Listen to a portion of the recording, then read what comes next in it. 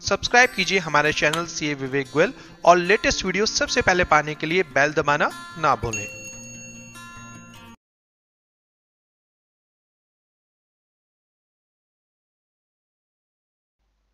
Hello friends, कैसे हैं आप लोग। जैसा आपको प्रॉमिस किया था, मैं आपके साथ शुरू कर रहा हूं MCQ series on income tax act 1961। Timings होने वाले हैं मंडे, वेडनेसडे, फ्राइडे रात को 9 बजे। इस पहले वीडियो में मैं आपके साथ डिस्कस करने वाला हूं चैप्टर नंबर 1 बेसिक कंसेप्ट की डेफिनेशंस के ऊपर 20 एमसीक्यूज, जिसमें हम एसएससी, पर्सन, असेसमेंट ईयर, इन सभी के बारे में एमसीक्यू डिस्कस करेंगे। कुछ एमसीक्यूज ऑलरेडी आपके एग्जाम में बन चुके हैं, कुछ नए एमसीक्यूज हैं जो हम एग्जाम में एक्सपेक्ट कर सकते हैं। अगर इन एमसीक्यूज के ऊपर आप टेस्ट अटेम्प्ट करना चाहते हैं तो देखिए डिस्क्रिप्शन में आपको लिंक नजर आएगा, वहां पर क्लिक कीजिए और आप ये टेस्ट दे सकते हैं। टेस्ट सबमिट कीजिए, इमीडिएटली आपको आंसर मिल जाएगा, आपका रिजल्ट आपके सामने आ जाएगा। याद है ना आपको, एग्जाम है आपका और साथ रहेगा हमारा। चलिए शुरू करते हैं। हेलो फ्रेंड्स, कैसे हैं आप लोग। Income tax act 1961 chapter 1 basic concepts या कहें इंट्रोडक्शन। इस चैप्टर के 20 एमसीक्यूज में डिस्कस करने वाला हूं। ये प्योर थ्योरेटिकल एमसीक्यूज हैं, एक भी प्रैक्टिकल नजर नहीं आएगा, क्योंकि यहां पर मैं आपके साथ कवर करने वाला हूं definitions like previous year, assessment year, SSC, person etcetera. तो चलिए शुरू करते हैं। Question number 1, income tax act 1961 came into force with effect from. हमारा जो इनकम टैक्स एक्ट है बेटा वो है 1961, मगर ये अफेक्टेड कब से हुआ था। It came into effect from 1 April 1962। लड्डू एमसीक्यू है, आराम से एग्जाम में मार्क्स लिए जा सकते हैं। Second, dash is empowered to levy tax on agriculture income. Central government के पास एग्रीकल्चर इनकम पर टैक्स लगाने का अधिकार नहीं है। कॉन्स्टिट्यूशन ने ये अधिकार स्टेट गवर्नमेंट को प्रोवाइड किया है, सेंट्रल गवर्नमेंट के पास नहीं है। इसीलिए इनकम टैक्स एक्ट में एग्रीकल्चर इनकम पूरी तरीके से एग्जेम्प्ट होती है। तो क्या यहां पर आंसर होगा स्टेट गवर्नमेंट। तो state government is empowered to levy tax on agriculture income. Income tax is charge in. Income tax is charge in. Charge in मतलब जो आपकी इनकम है वो किस साल में बेटा टैक्सेबल होती है। प्रीवियस ईयर में पैसा कमाया जाता है और टैक्स जो चार्ज किया जाता है इनकम के ऊपर वो किया जाता है जनरली इन असेसमेंट ईयर, या वी हैव फ्यू एक्सेप्शंस, ठीक है, बट ये टू द पॉइंट हमारे पास क्वेश्चन है। तो income tax is charge in assessment year as per section 2 clause 31। ये बच्चे थोड़ा ट्विस्टेड एमसीक्यू है, बड़ा ध्यान से इसको आंसर कीजिएगा। As per section 2 clause 31, section 2 clause 31 define करती है पर्सन को। पर्सन की 7 कैटेगरीज हमारे पास होती हैं। Individual, HUF, company, firm, AOP BOI, local authority, artificial judicial person. जब हम इंडिविजुअल की बात करते हैं तो इंडिविजुअल की कैटेगरी में मेल भी आता है, फीमेल भी आता है, मेजर भी आता है और माइनर भी आता है। ध्यान से रखिएगा, ठीक है। अब जरा क्वेश्चन पूरा पढ़ते हैं। As per section 2 clause 31 the following is not included. Following is not included in the definition of person. यहां पर आपको 4 पॉइंट है और आपको यह बताना है कौन सा व्यक्ति है जिसे इनकम टैक्स एक्ट में व्यक्ति नहीं कहा जाता है, मतलब पर्सन नहीं कहा जाएगा। मैंने पहले आपसे कहा था ये बड़ा एक ट्विस्टेड एमसीक्यू है। इंडिविजुअल पर्सन में आता है, एचयूएफ पर्सन में आती है, कंपनी पर्सन कहलाती है, माइनर बेटा माइनर इंडिविजुअल का ही हिस्सा होता है, ठीक है। बट यहां प्रॉब्लम क्या है, यहां प्रॉब्लम क्या है, देखिए जब हम डिस्क्रिप्टिव क्वेश्चन सॉल्व करते हैं, ठीक है, जहां पर हमें थ्योरी लिखनी है या हमें कोई प्रैक्टिकल क्वेश्चन दिया गया है, वहां पर हम अजम्पशन लिख सकते हैं, एग्जामिनर को कम्युनिकेट कर सकते हैं। मगर जब मैं एमसीक्यू क्वेश्चन सॉल्व करता हूं तो मेरे पास अजम्पशन लेने की मेरे पास राइट है, मगर मैं उस अजम्पशन को कम्युनिकेट नहीं कर सकता एग्जामिनर को, क्योंकि मुझे सिर्फ और सिर्फ एक आंसर सिलेक्ट करना है। अब यहां पर बहुत ध्यान से समझिएगा, ठीक है, 4 ऑप्शंस हैं और इन गिवन सिचुएशन मुझे अपना आंसर देना है। इंडिविजुअल को स्पेसिफिकली कवर किया गया है पर्सन की डेफिनेशन में। HUF भी नजर आता है, कंपनी भी नजर आती है। माइनर इंडिविजुअल का ही एक पार्ट है, मगर माइनर को अलग से पर्सन की डेफिनेशन में कवर नहीं किया गया है बेटा। तो अगर मैं थियोरेटिकली डिस्कस कर रहा हूं एग्जाम में तो surely minor is an individual और वो भी पर्सन कहलाएगा। But in this given question मेरा जो आंसर होगा वो होगा माइनर। वाई? क्योंकि मुझे 4 ऑप्शन में से करेक्ट ऑप्शन लेना है और मेरे पास नन ऑफ द अबव का ऑप्शन या ऑल ऑफ द अबव, ठीक है, ये ऑप्शन नहीं है। तो जब मुझे 4 सेपरेट ऑप्शंस दिए गए और मुझे एक उसमें से सिलेक्ट करना है तो जो बेस्ट सूटेड होगा वो मैं लूंगा। ध्यान रखिएगा, एमसीक्यूज में ऐसा हो सकता है कि शायद आपके पास एक से ज्यादा करेक्ट आंसर हो, मगर जो बेस्ट सूटेड आंसर होगा बेटा वो आपको लेना है। तो यहां पर समझिएगा, जब मैं इसको थियोरेटिकली कर रहा हूंगा तो माइनर मेरा पर्सन है, मगर इन दिस गिवन क्वेश्चन, ये क्वेश्चन एग्जाम में बना हुआ है, ये CS एग्जाम में एग्जीक्यूटिव में क्वेश्चन पूछा गया था एक बार, ठीक है।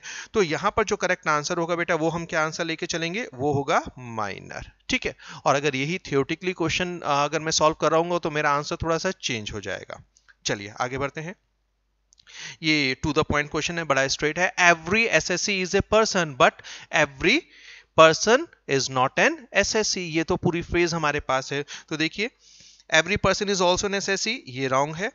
An individual is always an SSC, ये भी रॉन्ग है। HUF is always an SSC, ये भी रॉन्ग है। करेक्ट क्या है, every person is not an SSC। तो पूरा स्टेटमेंट क्या होता है, every SSC is a person but every person is not an SSC, ठीक है। तो करेक्ट आंसर है यहां पर हमारे पास option B.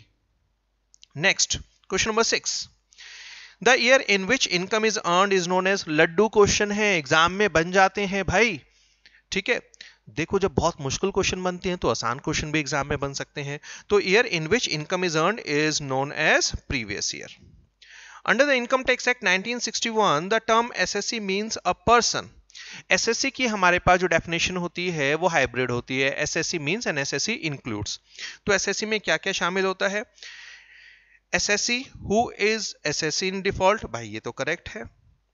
From whom tax is due, ये भी करेक्ट है, एक से ज्यादा करेक्ट हो गए। Against whom any proceeding under tax act has been taken, ये भी करेक्ट है। तो बेटा यहां पर लास्ट ऑप्शन क्या, ऑल ऑफ द अबव। जी हाँ, ये है हमारा फाइनल आंसर, क्योंकि SSC की डेफिनेशन में point A, point B, point C तीनों ही कवर होंगे। Next, body of individual, association of person and body of individual, ठीक है। तो BOI के ऊपर है, BOI that is body of individual should consist of. ध्यान समझिएगा, ये करा था हमने पर्सन की डेफिनेशन, अगर आपने मेरे साथ की हुई है, ठीक है, या आपने सेल्फ स्टडी भी किया हुआ है, तो पिता जो AOP होता है उसमें इंडिविजुअल एंड नॉन इंडिविजुअल दोनों हो सकते हैं, मगर बॉडी ऑफ इंडिविजुअल में केवल और केवल इंडिविजुअल हो सकते हैं, ठीक है जी। तो body of individual should consist of individuals only, ये है हमारा correct answer option A. Section dash of income tax act defines the term person, ये तो अभी ऊपर गया था, ठीक है, ये तो अभी ऊपर गया था।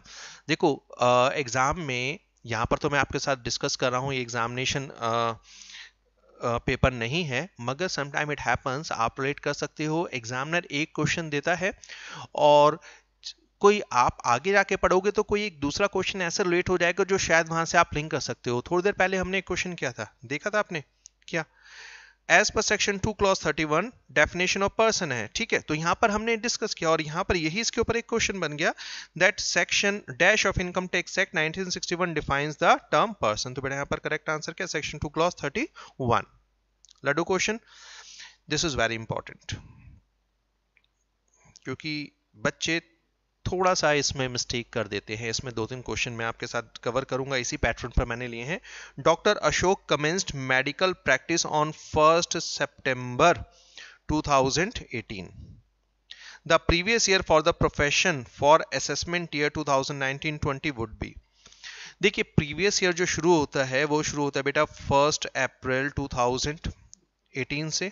अगर मैं असेसमेंट ईयर 1920 जो हमारे एग्जाम के लिए इसके लिए बात करता हूं, अगर असेसमेंट है 1920 की बात करते हैं तो इसका जो प्रीवियस ईयर होगा वो होगा 1418 टू 31 मार्च 2019, बराबर। हाउएवर, यहां ध्यान रखिएगा, हाउएवर कुछ एक्सेप्शंस हमारे पास आती हैं जब आप एक नया बिजनेस सेटअप करते हैं, प्रोफेशन सेटअप करते हैं, या जब new source of income come into existence. तो बेटा जिस दिन आपने बिजनेस सेटअप किया है, जिस दिन आपने प्रोफेशन सेटअप किया है, जिस दिन आपका new source of income create होता है, वहां से आपका प्रीवियस ईयर स्टार्ट होता है और खत्म होता है 31 मार्च पर। Doctor Ashok commenced medical practice on 1 सितंबर। हमें इससे पहले की कोई इंफॉर्मेशन नहीं दी गई, तो हम ये मान के चल रहे हैं इससे पहले डॉक्टर अशोक पैसा नहीं कमाते थे, अभी वो डॉक्टर बने हैं। और जैसे आप सीओपी लेते हैं इंस्टीट्यूट से, ऐसे ही डॉक्टर अशोक ने मेडिकल प्रैक्टिस का सर्टिफिकेट लिया है और अपना क्लिनिक स्टार्ट किया। किस डेट पर? 1 सितंबर। तो बेटा 1 सितंबर, तो जिस दिन आपका बिजनेस सेटअप होता है या प्रोफेशन आपका सेटअप होता है, वहां से आपका प्रीवियस से स्टार्ट होता है। तो यहां पर प्रीवियस ईयर 1418 से स्टार्ट नहीं होगा, हमारा जो प्रीवियस से स्टार्ट होगा वो होगा 1 सितंबर 18 से, और खत्म तो हमेशा कहां होता है बेटा? 31 मार्च। तो 31 मार्च 19 चेक कर लो, ये वाला हमारा ऑप्शन कहां पर फॉल करे? ये रहा, आई थिंक ये रहा हमारा ऑप्शन। ठीक है, तो करेक्ट आंसर है option B. It's very important question. इस पर आई थिंक 1-2 क्वेश्चन और मैंने आगे कवर किए हैं, I remember. Next, income tax in India is charged at rate prescribed इन। ये भी थोड़ा ट्रिकी क्वेश्चन है। ट्रिकी इसलिए, देखो मैं बार बार ये आपको बताता रहूंगा जब तक मैं आपके साथ हूं एमसीक्यू में, कि बेटा एमसीक्यू में हमारे पास जो ऑप्शंस होते हैं, जो 4 ऑप्शंस होते हैं, मुझे वहीं से क्वेश्चन का आंसर सिलेक्ट करना है। ठीक है, या तो क्वेश्चन गलत है फिर हम कुछ नहीं कर सकते, बट जहां क्वेश्चन सही है, ठीक है, तो जो भी हमारे पास अवेलेबल ऑप्शन है वहां से मुझे परफेक्ट आंसर लेना है। ठीक है, perfect answer. Some time you can have more than one correct answer. उन 2 करेक्ट आंसर में से जो बेस्ट ऑप्शन होगा हम उसके साथ जाएंगे। ठीक है, ये होता है हमारा method to solve MCQs. Income tax in India is charge at the rate prescribed by. ठीक है, प्रिस्क्राइब्ड बाय।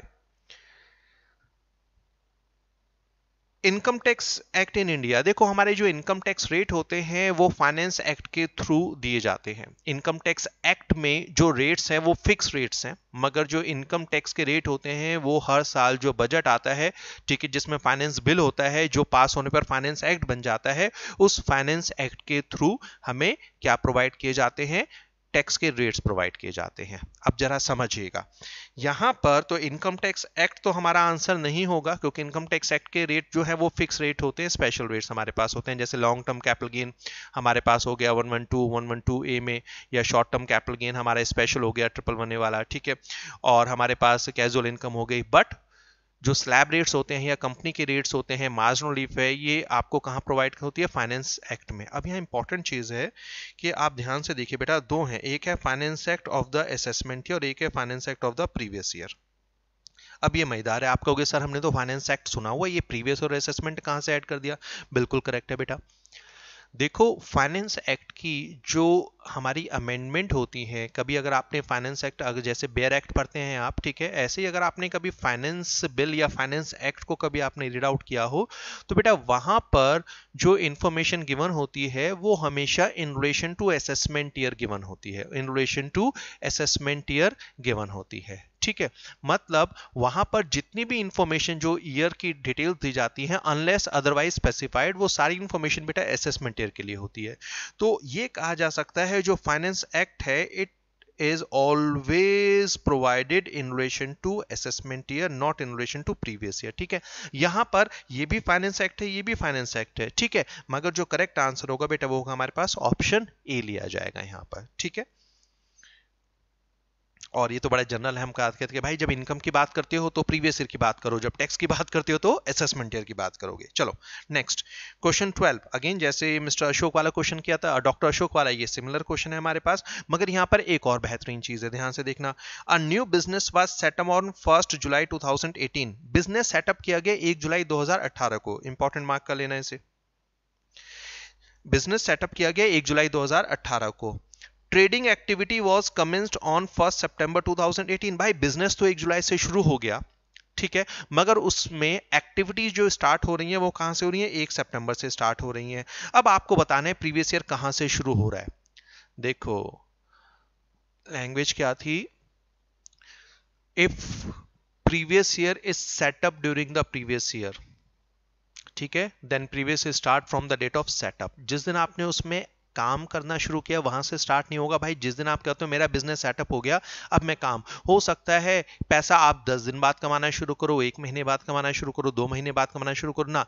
अगर बिजनेस या प्रोफेशन की बात होती है तो बेटा जिस दिन बिजनेस सेटअप होता है या जिस दिन आपने प्रोफेशन को स्टार्ट किया, ठीक है, सेटअप किया, वो डेट दी जाएगी। तो यहां पर लिखा गया है हमारे पास बिजनेस सेटअप हो रहा है 1 जुलाई, मतलब भाई 1 जुलाई को आपने सेटअप कर दिया, पैसा उसके बाद कमाना शुरू किया। इन शॉर्ट जो भी पहले हमारे पास डेट आ रही है वहां से हमारा प्रीवियस ईयर शुरू होगा। तो यहां पर जो प्रीवियस ईयर बेटे शुरू होगा वो होगा 1 जुलाई से, खत्म कहां पर होगा, बट ऑब्वियस है 31 मार्च 2019। तो करेक्ट आंसर हमारे पास क्या होगा, 1 जुलाई 2018 से 31 मार्च 2019। ठीक है, next, normal rates of income tax act are prescribed in, हाँ जी, अगेन वही फिर हो गया, अभी बताया था। देखो यहाँ पर रूल तो नहीं आएगा, सीबीडीटी सर्कुलर्स नहीं आएगा, तो भाई जो नॉर्मल रेट्स होते हैं, अरे इनकम टैक्स एक्ट में तो स्पेशल रेट्स होते हैं जो सेक्शन वाइज, जो नॉर्मल रेट्स होते हैं जिनको हम स्लैब रेट्स कहते हैं, ये कंपनी के रेट्स, अभी बताया था आपको कहां पर होते हैं ये, हमेशा फाइनेंस एक्ट। अब यहाँ देखो बड़ा मजेदार चीज है, अभी मैं आपसे बात कर रहा था कि वहां पर वर्ड आया था एक क्वेश्चन में, क्वेश्चन नंबर 11 में क्वेश्चन में आया था finance act of the assessment year और finance act of the previous year. अब मैंने यहां पर आपसे पूछा है normal rates of income tax are prescribed in, ठीक है बेटा, जो बेस्ट ऑप्शन है। अब यहां पर जो नॉर्मल रेट है वो कहां पर होते हैं, फाइनेंस एक्ट, क्योंकि भाई फाइनेंस एक्ट दिया गया, अब चाहे उसके आगे करंट ईयर लिखा है, कुछ भी लिखा है, क्योंकि इसको तो मैं नहीं ले सकता, तो इसके आगे अब लैंग्वेज कुछ भी है, हार्डली मैटर्स। यहां पर जो मेरा बेस्ट ऑप्शन है वो क्या है, फाइनेंस एक्ट, ठीक है। इनकम टैक्स एक्ट और फाइनेंस एक्ट में से क्या सिलेक्ट करेंगे, फाइनेंस एक्ट, तो correct answer is option C, ठीक है। अब यही अगर मैं यहां पर दे देता ना आपको, यहां पर मैं एक ऑप्शन दे देता सीबीडीटी की जगह finance act of the current year, तो वहां पर हम कंफ्यूज होते हैं, भाई करंट ईयर का मतलब क्या है, नहीं हम तो असेसमेंट ईयर की बात करें। तो अगर यहां पर मैं आपको लिख देता finance act of current year, तो बेटा यहां पर ये ऑप्शन हम नहीं लेते, क्योंकि हमें बेटर आंसर दिया गया है finance act of the assessment year, मतलब हम स्पेसिफिक हो गए। तो ये एमसीक्यू में आपको ध्यान रखना है, अगर मेरे पास एक से ज्यादा करेक्ट आंसर है तो जो उसमें से बेस्ट ऑप्शन हो सकता है वो हम लेकर चलेंगे, ठीक है। चलो क्वेश्चन नंबर 13 हो गया। Question number 14, according to section 2 clause 24 definition of income, income की डेफिनेशन सेक्शन 2 क्लॉज 24 में प्रोवाइड की गई है। यहां पूछा गया बताओ इंक्लूसिव है, एग्जॉस्टिव है, एक्सक्लूसिव है या डिस्क्रिप्टिव है। इनकम की डेफिनेशन है इंक्लूसिव बेटा, इनकम इंक्लूड्स, ठीक है। Question number 15, income under section 2 clause 24, फिर इनकम के ऊपर है, इनकम अंडर सेक्शन 2 क्लॉज 24, ये वाला क्वेश्चन आप तभी कर पाएंगे अगर आपने इनकम के डेफिनेशन को बेटा गो थ्रू किया हुआ है, ठीक है। Income under section 2 clause 24 includes the profit and gains of banking business carried on by the cooperative society with its member, yes, any advance money forfeited in course of negotiation for transfer of advance money, yes बेटा ये दोनों ही शामिल होते हैं income के definition में। तो choose the correct option with reference to the above statement both A and B, this is our correct answer, ठीक है। अगेन ये सेल्फ स्टडी का होता है, तो बेटा अगर आपने इनकम की डेफिनेशन को पढ़ा हुआ है अच्छे तरीके से, ठीक है, या याद की हुई है, तभी ये वाला आप कर पाएंगे, क्योंकि ये तो आप कर देंगे, ये वाला ऑप्शन तो कैपिटल गेन चैप्टर में भी आता है, और ये वाला ऑप्शन हमारे पास कहां पर आता है, ये इनकम फ्रॉम अदर सोर्सेज में भी आता है। ये वाला एक पॉइंट है तो जनरली हम हेड में पढ़ते हुए स्किप कर देते हैं, तो इसको ध्यान रखिएगा, ठीक है। चलो क्वेश्चन नंबर 16, लड्डू फ्री, मतलब ये तो क्वेश्चन अगर एग्जाम में आ गया तो 2 बार सोचेंगे यार कुछ गलत तो नहीं करे क्या, इतना आसान क्वेश्चन बन सकता है। और ये ऐसे ही होता है, जब इतना आसान आता है ना हम परेशान हो जाते हैं, यार इतना आसान कैसे आ गया, जरूर कुछ ना कुछ गड़बड़ है, और उस गड़बड़ में भी कुछ बच्चे ऐसे क्वेश्चन को गलत कराते हैं। There are 5 heads of income under income tax act, ठीक है। हम एक्सपेक्ट भी नहीं करते हैं ऐसा क्वेश्चन एग्जाम में, बट अगर आ जाए तो भाई नंबर ले लेना, छोड़कर मत आना। The term income includes following types of income, legal income, illegal income, legal and illegal income both, none of the above. भेदभाव नहीं करता हमारा इनकम टैक्स एक्ट, भाई पुलिस तो भेदभाव करती है कि लीगल तरीके से काम करो, इलीगल तरीके से काम करोगे तो अंदर डाल देंगे। हमारी सरकार कहती है लीगल तरीके से काम करो, इलीगल करोगे तो अंदर डाल देंगे, ठीक है जी। हमारा कस्टम कहता है लीगल तरीके से सामान लेकर आना, इलीगल तरीके से लेके आओगे तो भाई उसको हम जब्त कर लेंगे। मगर इनकम टैक्स एक्ट कहता है भाई कोई भेदभाव नहीं है, चाहे तुमने पैसा लीगल तरीके से कमाया है या इलीगल तरीके से कमाया है, टैक्स तो पे करना पड़ेगा। तो बेटा इनकम टैक्स एक्ट में लीगल इनकम के साथ साथ इलीगल इनकम भी टैक्सेबल होती है, ठीक है। इसके बारे में पीजीबी पे थोड़ा सा डिस्कशन होगा। तो legal and illegal income both. Question number 18, A, B and company received 2 lakh rupees as compensation from C, D and company for premature termination of contract of agency। ये पीजीपी में मैं थोड़ा सा डिस्कस करूंगा आपके साथ यहाँ पर, क्योंकि डेफिनेशन में आता है capital receipts and revenue receipts के बीच में डिफरेंस आपको अपने स्टडी मॉड्यूल में वहां मिल सकता है, तो सिर्फ उसके रेफरेंस पे हमने क्वेश्चन उठाया है।